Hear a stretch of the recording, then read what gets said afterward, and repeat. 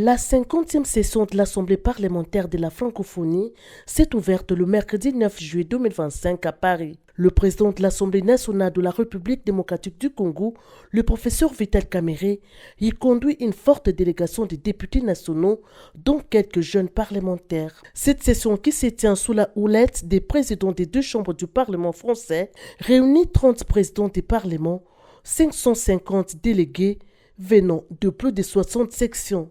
Pendant 5 jours, les travaux vont se tenir alternativement au Palais du Luxembourg, où siège le Sénat, et au Palais Bourbon, où siège l'Assemblée nationale. Ces assises se sont ouvertes par l'accueil des différents chefs de délégation sur les perrons du Palais du Luxembourg par Gérard Larcher, président du Sénat, bien avant la tenue d'une réunion à huis clos des membres du bureau de l'APEF, où siège le président Vital Kamerhe pour les comptes de la RDC.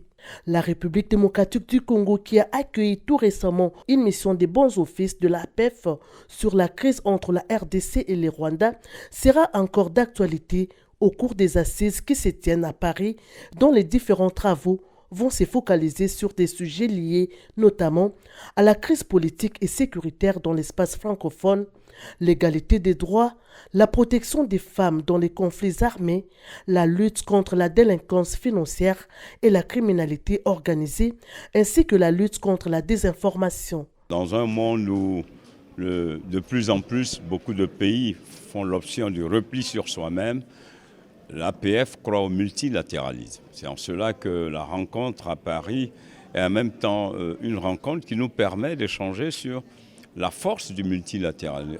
Que cette force du multilatéralisme se décline en ces différents points tels que les défis face donc au dérèglement climatique. Donc il y a de vrais défis à relever. Et donc le défi face au dérèglement climatique, les défis face aux crises énergétiques, parce que c'est ce sont de réelles préoccupations, les défis face à la souveraineté des États, parce que de plus en plus, on note que certains États ne se sentent pas en sécurité face à des États qui se sentent parfois plus forts. Donc il faut faire valoir la Charte des Nations Unies. Et donc l'APF, à travers donc, ces parlements, doit pouvoir donc faire de la Charte des Nations Unies le socle de sa vision, le socle de sa démarche au plan donc du respect de la souveraineté d'État. Aussi, avant donc échanger sur la situation politique de certains États. L'Afrique de l'Ouest, vous savez qu'on a encore certains pays qui n'ont pas renoué avec la normalité constitutionnelle, mais qui n'en demeurent pas moins des pays qui pratiquent la même langue que nous, des pays qui ont la même culture que nous, la même histoire. Donc voilà en gros, et nous avons terminé avec donc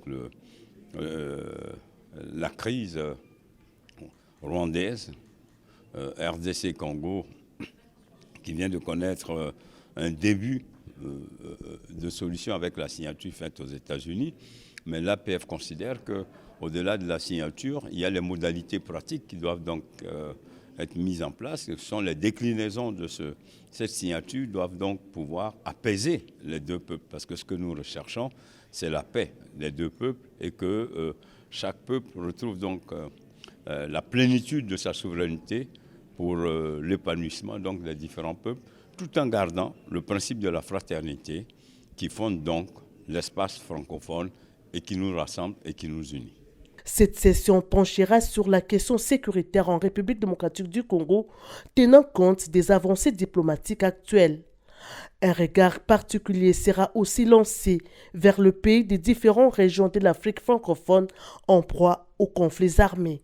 La plénière prévue le samedi 12 juillet et le dimanche 13 juillet sera précédée par plusieurs réunions, dont celle du réseau des femmes parlementaires et celle du réseau des jeunes parlementaires, ainsi que par les travaux des 4 commissions de l'APEF, à savoir la commission politique, la commission des affaires parlementaires, la commission des affaires économiques, sociales et environnementales, ainsi que la commission de l'éducation, de la culture et de communication. Les travaux du bureau tenus en ouverture ont posé les jalons des discussions qui vont se poursuivre par une plénière le samedi 12 et le dimanche 13 juillet consacrée à l'adoption des résolutions finales et à la présentation des déclarations communes, marquant ainsi la clôture officielle de cette 50e session.